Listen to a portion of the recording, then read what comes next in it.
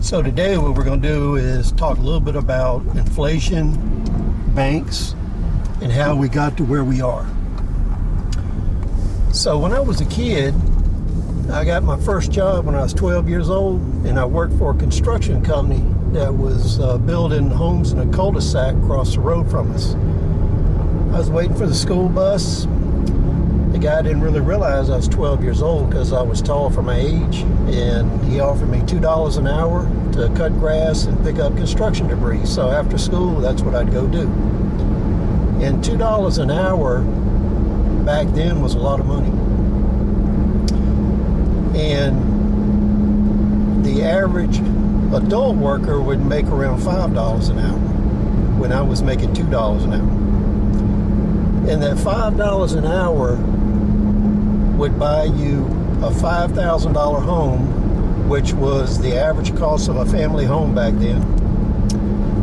A car or a pickup truck, brand new, would run from $200 to $500. Gas was 33 cents a gallon. And in the story, this is where the Federal Reserve and the banks and the government come into the story, because we started to inflate.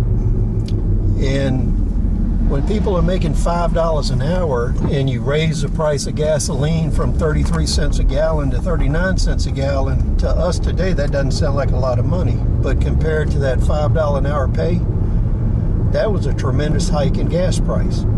People raised hell, they protest, all kinds of things went on.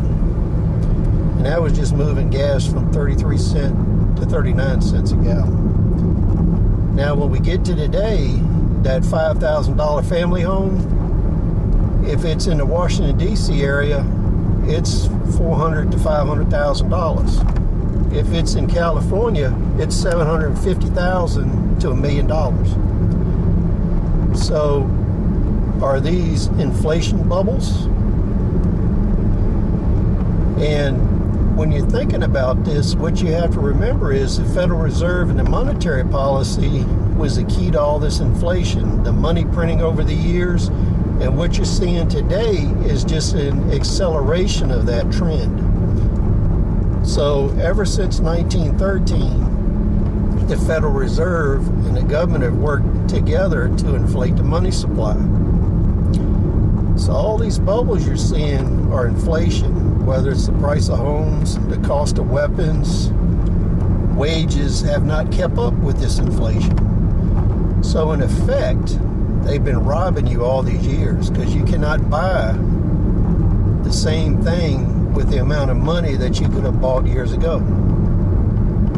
Now, the one question that everybody needs to ask, and the one piece of legislation that needs to be passed before this economic depression gets any deeper, is the Borrower Safety Act. And what the Borrower Safety Act should be is, if your home gets repossessed or your car gets repossessed, the bank should only have a certain finite amount of time to sell that asset, and they should have to give you the difference between what is owed on the debt and the value of the item. And I'll give you an example.